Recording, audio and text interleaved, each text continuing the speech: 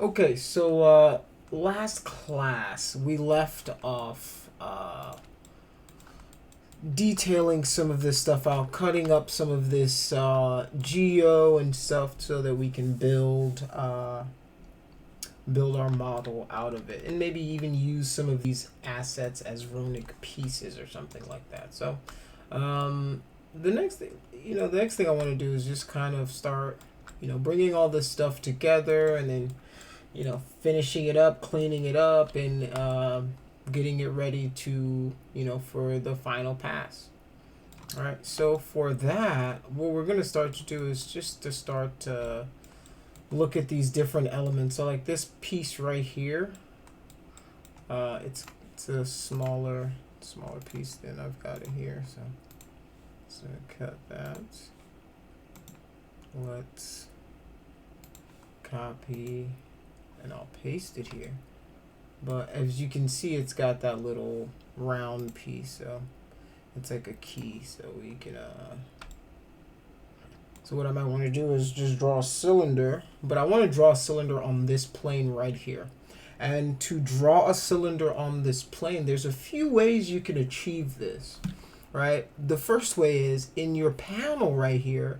If you hit auto grid, what it's going to do is it's going to place a grid automatically wherever you have, and it's going to draw your object based on the surface normal of wherever you are. So it's going to create a grid for you, and then create whatever you need to. So as you can see, as I move along the surface normal here, right, you can see that it's saying, all right, what do you want me to create it along this face?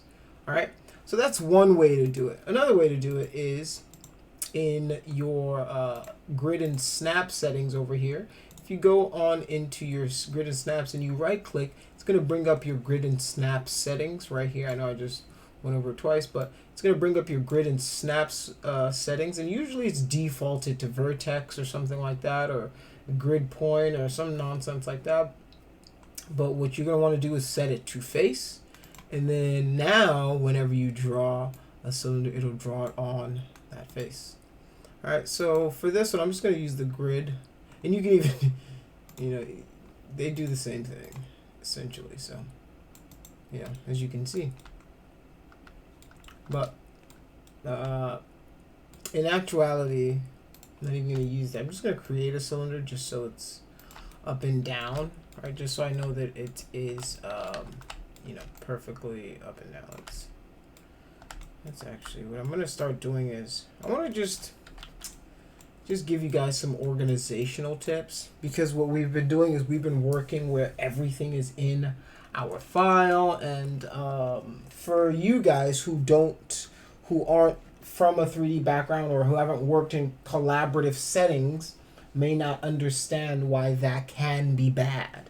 And the reason that the way that I'm working right now can be bad is if I need to pass this asset on to somebody else, if I'm working with other people, the way I'm working right now might not be the most effective or most conducive to a team working settings, team working kind of setting. So I would keep that in mind. You would want to separate each of these pieces into their own file so that you could save it out for people, do different things like that. But I'm working like this just so you guys, you guys can have everything in here, and we can kind of build it up like a little tally board of all our little assets. And then by the end of the class, we have this giant board of assets that we can use and do whatever we want with. And if we get some time, I don't know if class is starting to wind down right now, right? We're starting to get to the end of the semester, so I'm gonna try to see if I can get us inside of a program like iClone or something, and maybe use some of these assets, or bring like the sword, or show you guys how to parent it to a character so that they can use it or something like that. So if we get a chance at the end of the class, I'll definitely show that. But if we don't, we'll stick to the whole board presentation thing, and then we'll set it all up. So you know, and we still have to put all this stuff back on our character over here. So, you know, you guys remember, you know, we started off just by setting him up basically, and then whenever we finish all of our assets, we can bring it back on him, and you know, you guys understand, you know, you guys understand that. So let me just start to clean up my scene a little bit. So if I come up here, I'm gonna open up my my layer editor. All right. So showing you how to use the layer editor is probably a little redundant because, you know, it's one of those things that it's very intuitive, and once you kind of see it once or twice, you'll understand how everything's working. So what we usually call this is some sort of scene explorer. In other programs, it's known as an outliner. You know, like a toolbar. It's your layer explorer if you're a Photoshop user, right? It just shows you the collection of items that are in the scene, right? And to select any of these items, you just select, you know, the item by the list, right? So you can also shift, drag to select multiple. Let's see. So all of these correspond to a certain action. So the first one is you can lock you can lock it from being edited. Here is how you would create a new layer. Here's how you would add something to an active layer. And what that means is whenever you see a blue check mark or this blue stack of papers next to one of these layers, all right, let's create a new layer. All right, I just created a new, now there's a new stack. So now what that's saying is, hey, this is the active layer. Anything you open, anything you bring into this file, right, it's going to just automatically dump it into these active layers. So what I would do is I would go ahead and start just creating a new layer for all of the assets. So I'm going to create a new asset. And because I had my sword selected, what it's done is it's nested it inside of the sword layer. And I don't want that to happen. So what I can do is I can just drag it out. And now I threw it in the default, but I don't want it in the default either. I just want it out into the world, right? So now I can do rename, and I'll do maybe compass for the one we're currently working on. And then I usually have like a new, you know, and I can right click in here and create a new layer. I usually have one where I put all my references in, right? And then I can create a new layer, rename, select, rename. Let's do shield.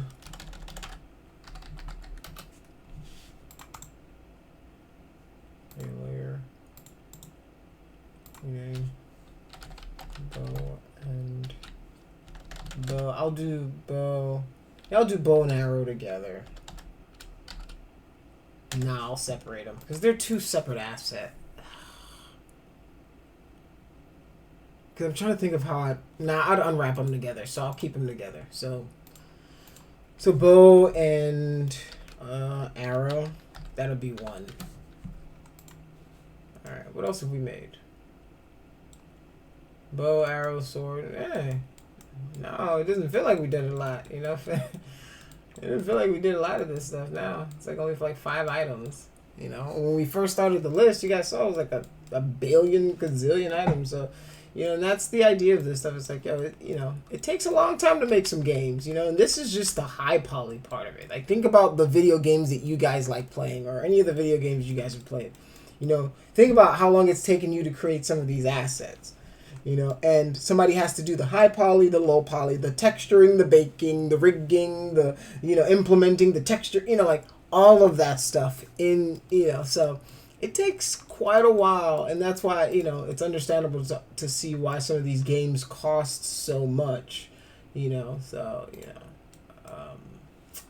for people who love to do it, it's definitely a labor of love, because, man, it can get tedious, it can get, you know, it can get a lot. So now all I need to do is I've got all this stuff in here. We do have an extra layer. We did make an extra asset. We made it coin. So we'll make one for the coin as well. Select that, rename it, and then we'll call it coin. All right, so now all we've got to do is everything automatically, like base, you know, at the base level saves everything to this default layer that we have here. So all we would have to do is we can either go in here, right, and start to select what we want, or we can just go in the scene, right, right click, drag marquee over our the model, the pieces that we want, right? Now they're highlighted in here. I'll actually move this down. I'll actually close that out. So I'll select these guys. And then it's in the active layer is currently the coin. I want it to be the compass. And now this is where this add to active layer becomes relevant, because now I can just select those. And now I've added those to that active layer. All right, so now I can select this guy. Then I'll add it to the active layer. The active layer is this compass layer. So now I can just hide that. So let's unfreeze all. And then I'm going to select all these references, all these reference images like this. All right, and then we can make the active layer the references, and then we can throw those in the references and then just turn those off. Right, and this is a way, you know, you can do that and quickly start to clean up your scene if you need to. So this is the sword, and then we can just find the sword layer, make that active by clicking on that stack of paper, and then throw those models in the active layer. And as you can see, like, it's still not organized in the sense that this is still says cylinder 006, plane 12, or plane 12, So eventually we're going to want to go to the tools, rename, but when you're working organically, when you're working freely, it's easy to kind of get in the flow of things and kind of neglect some of this. And what will happen is, if you don't do these things early on, you're going to find that, hey, you've gotten 1,000 models in and you haven't named anything, or 100 models. You don't want to do that, because that part of it gets so tedious that it might just demotivate you. You know what I'm saying? And you don't want to do that. You want to give yourself as much chance as possible to enjoy this stuff. So, just select the bow and the arrow, and I'll throw this guy in the bow and the arrow, selecting it. Just throw these guys in the bow and arrow section. Boom, just like that. I'm actually going to delete these extra nonsenses, because we've essentially made what we're going to make out of them. So this is the shield. You guys get the point by now. It's very, very simple to do this stuff. Oh, whoops, I created a new layer. Shield. Move those into the shield layer. Turn off the shield layer. Turn off the sword layer, and I'm going to grab all this stuff right here that make up the coin.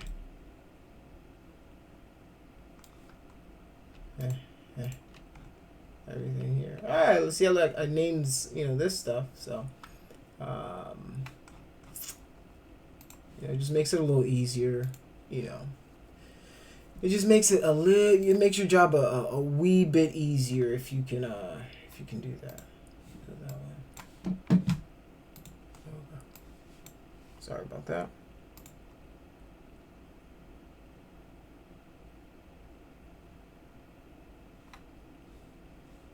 Alright.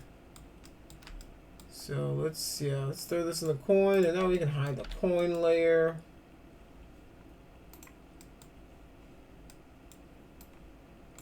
And then we can add this stuff to the new layer we have. And then we'll just call this new layer. Whoops. If you have everything selected and you rename it, it's going to try to rename everything, and it might take a long time, so you don't want to do that. Be careful. So you want to make sure you have what you want selected, then rename it to the scene. Oh no, actually, let's call it the poster. All right, so we got our poster. So pretty much everything has its own layer now. So like now we're pretty good. We've got some naming convention going on, some sort of folder structure going on. So now It'll make our life a little easier. It'll make our scene a lot lighter, and you know, whenever we're working, we can focus on whatever we're working on, and so on and so forth. So yeah, let's take a look at this stuff. So let's continue on down this road. So I know I left off here, and I was going to create a cylinder to put at the bottom, and I think I don't even know where it went, but I'm just going to align this guy to center. So now it's centered with that. Oops. Now I can just go in here, reduce the radius, right? And then reduce the height. It's not a very tall piece. Just reduce the height. Right? Just increase the radius. Just make sure. Alright, that's about right. Alright. Then just increase the height a little bit. Alright. So we've got this little doohickey piece that I'm pretty sure you just turn or something and use. I don't know how you use it. But you turn it, use it, whatever you gotta do to make this guy go. So let's throw a bevel modifier on top. Just gonna do this one about.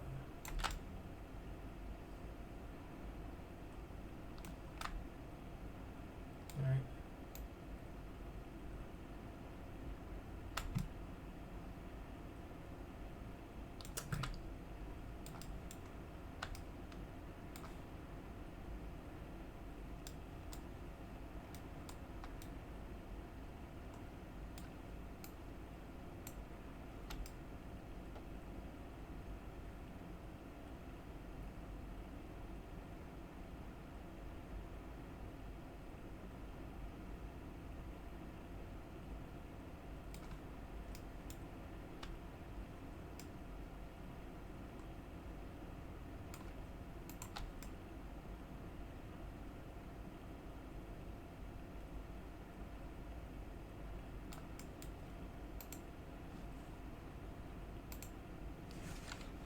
Do 3.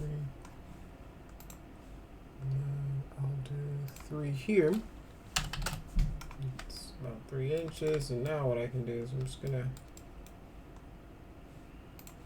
select all this. I'm gonna group this together. All right, and just gonna.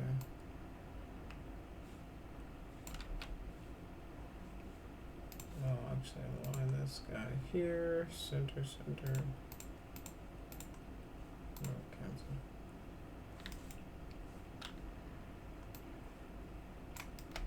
Okay, so this guy needs to actually turn 180. All right.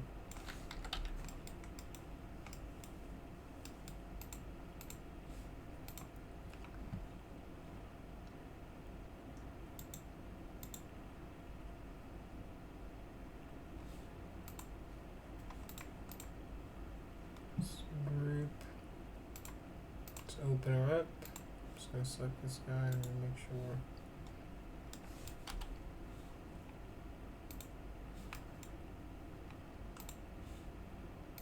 Turn off the second level on this guy as well.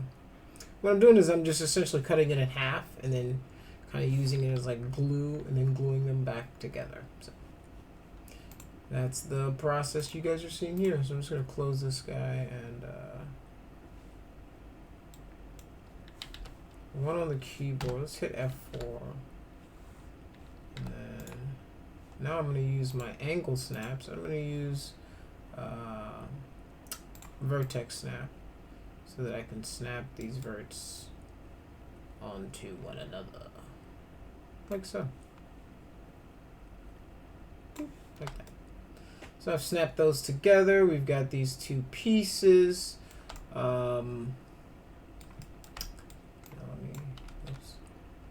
know why. I'm going to turn this off.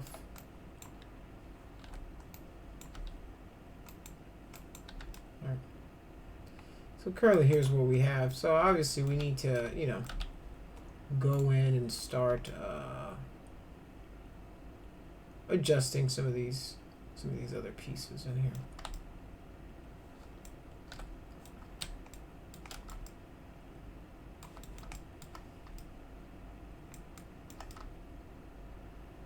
So with this guy, I think I'm going to group, open, and then we're going to delete this guy because I don't need this guy anymore. I've got this guy, and he already kind of does the job, because if you look at the reference, it's just like this. So where there's this cave in, and then in the back you can't really see it because there's a screen back there. So that's pretty much how it works. So we are making good progress, and you know, these are unnecessary, these width segments here.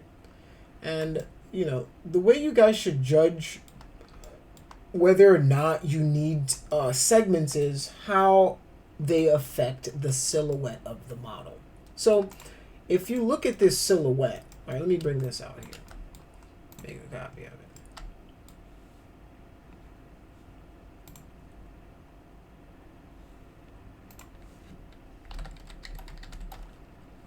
1 second.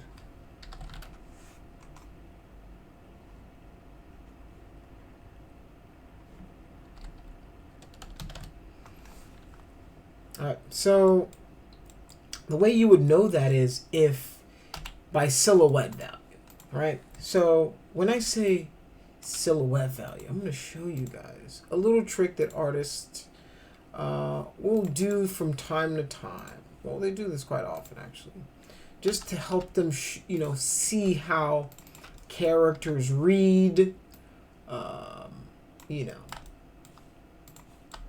or different things like that. So let me boom, boom. Just gonna make it pure black, no reflectivity whatsoever. So let's look at this.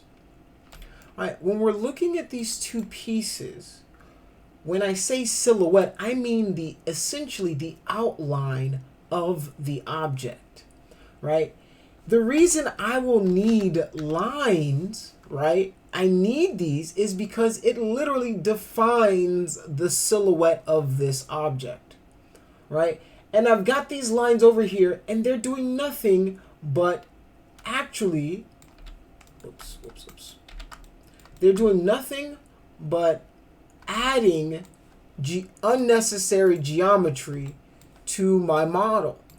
So what I would want to do is remove those, and you can see even when I remove those, the silhouette doesn't change. I can put a bunch of these here, the silhouette doesn't change. But if you look up here, right, at my counter, at this cylinder, look at what I'm doing when I'm adding this geometry, right? I'm adding polygons to it, and the more polygons I have, the harder it is for the computer to render, the harder it is for, you know, people to work with it. Just it's unnecessary, especially because it doesn't break the silhouette. None of those lines are useful because they don't break the silhouette, and they're not useful. So what we would want to do is boop, none of those, right? But here, the moment we remove these, we've officially changed that silhouette.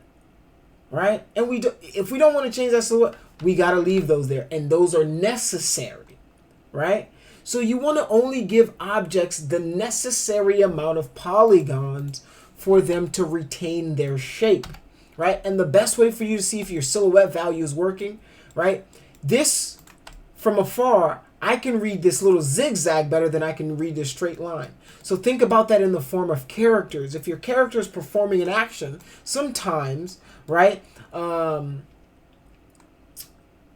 what artists will do is they'll just throw a black shader on their character, render it out so that they can see how each one of those poses, right, are the silhouettes are working, and if those silhouettes are doing enough to affect the model. So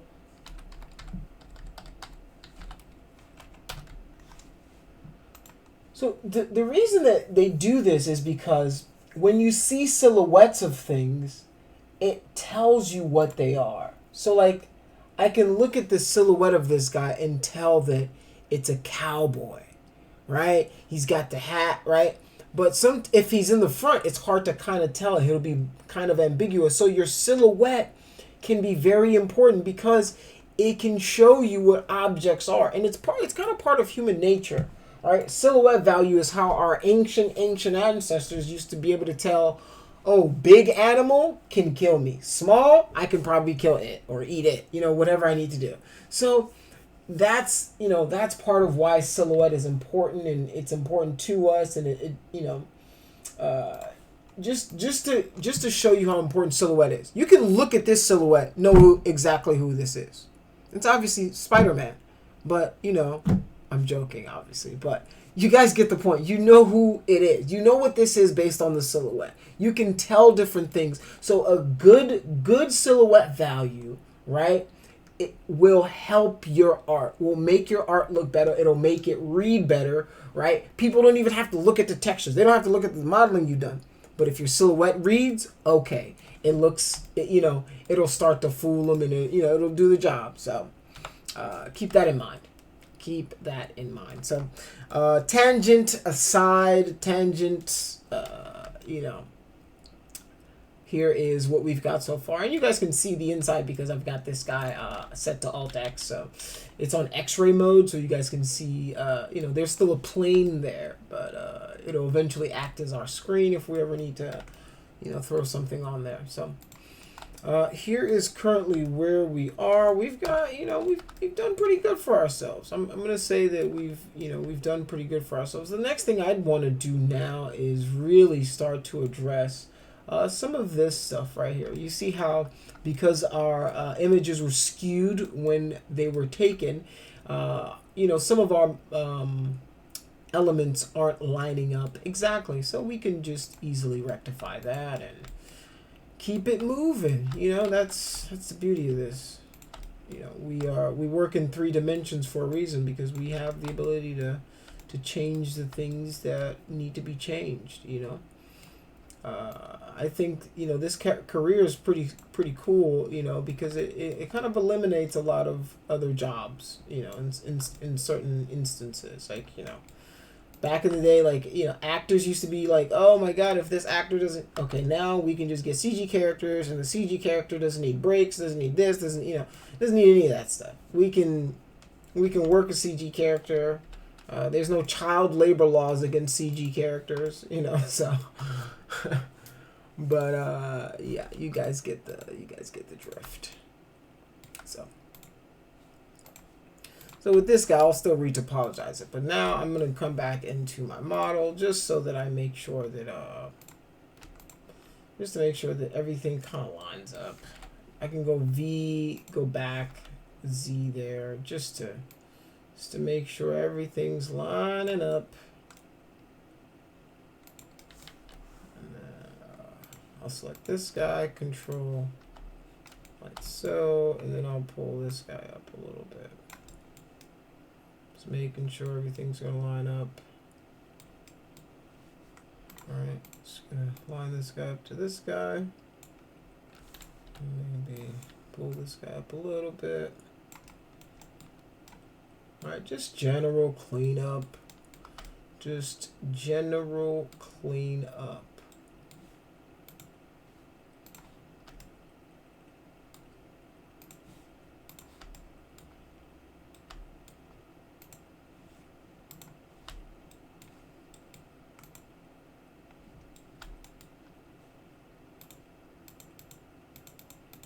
Yeah, I might want to do this on the line. Alright, that's what I'm going to do. I'm going to fix all this stuff. I cut that edit poly out. That's fine, I don't. Just gonna, actually, let's do it on verts. Because if we do verts, then I can just move it all at once. And V back, Z. Just move it all.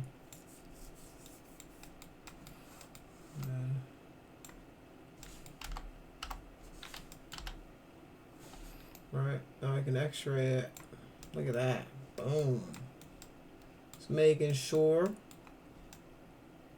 Right, so I think everything else should match now. And even with this guy.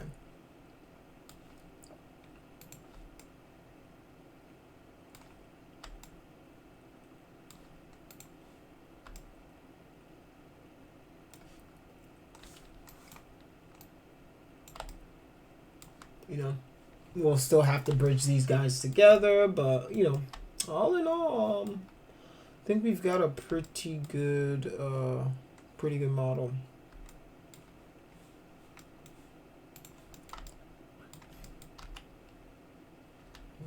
Okay.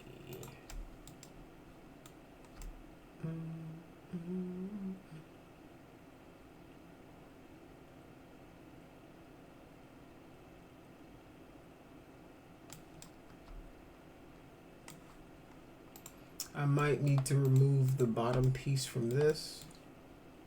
So I'll show you what I'm talking about. Might need to pre-select this guy. I'm gonna remove that guy. Right? And what I think is happening is we're going to hit 3, select that guy, detach. No, don't detach copy, just attach it. Alright, then select it, and then throw its own bevel modifier on there. Oops, let's start out line.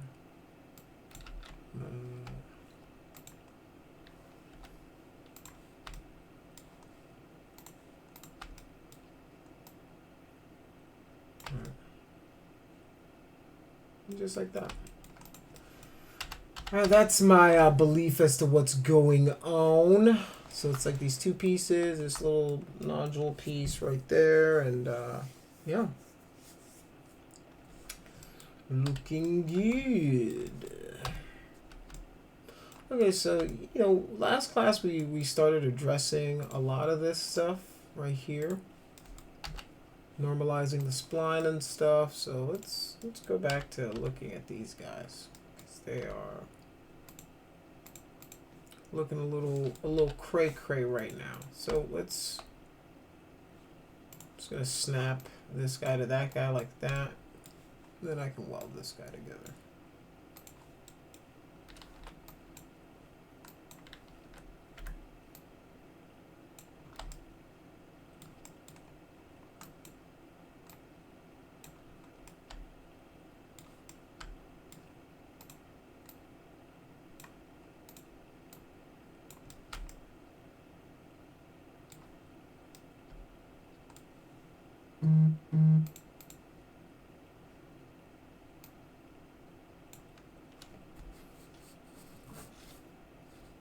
Alright, as you guys can see, I'm still having some issues right there. You see where it breaks right there? You know you've got an issue there. Alright? So, I'm just going to turn this back off, right? S to turn on my snaps. Just pull, boop.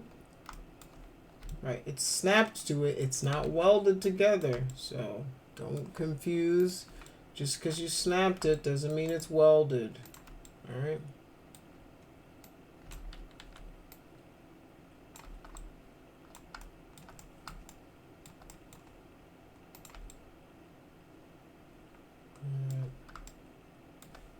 Let's see anything else.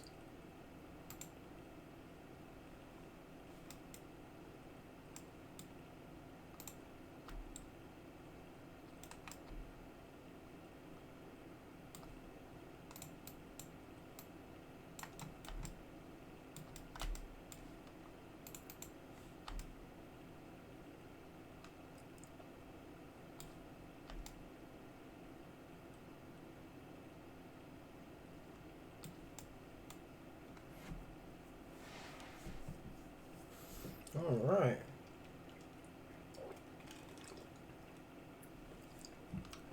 Little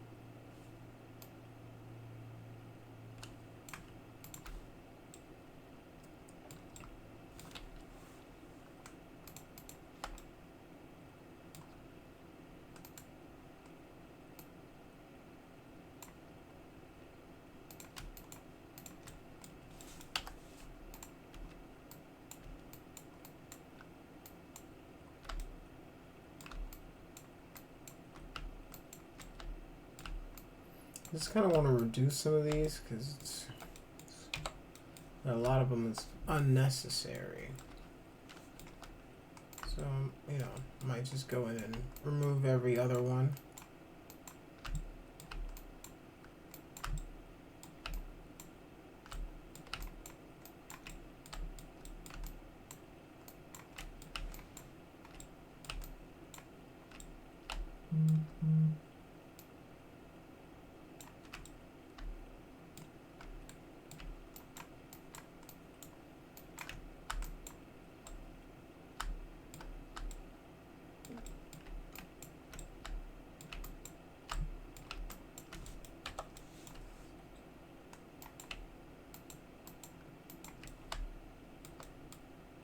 Just in those parts where it gets like super dense,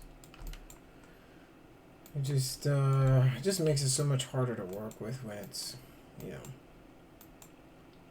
when they're so close together, you're not getting the full range of movement that you really can. I'm just gonna remove this one as well.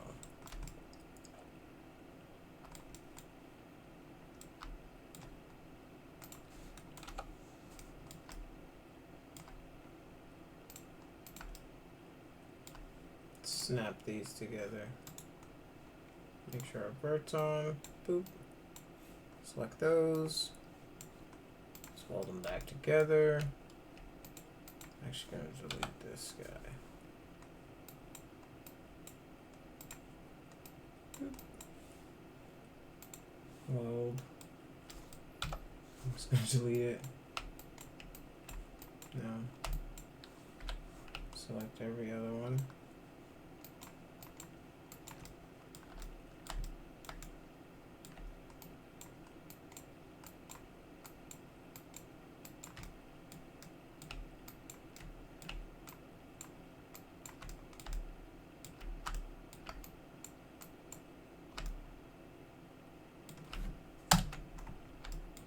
Not control backspace, just delete. There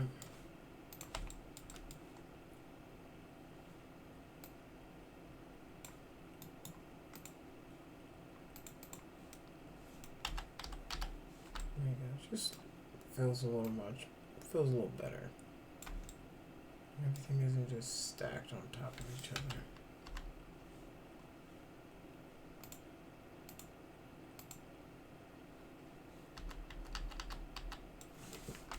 All right.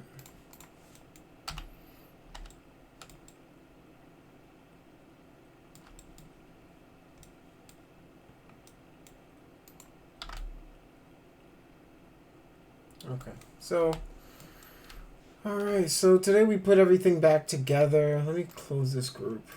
Group close. And actually, I'm just gonna explode it just so that group doesn't exist anymore. All right, so today we've brought all our pieces together, and next class, what we're gonna do is we're just gonna join these pieces together and hopefully kind of finish this guy out. All right. Today is what? Wednesday. Okay. Cool. Yeah, it's taking about a week or so for some of these, so it's not too bad. And for you guys, it's probably gonna take a little longer because you have to watch the video, rewatch again, you know. So I do understand that. So if you guys don't have any questions for me, you guys are more than free to go.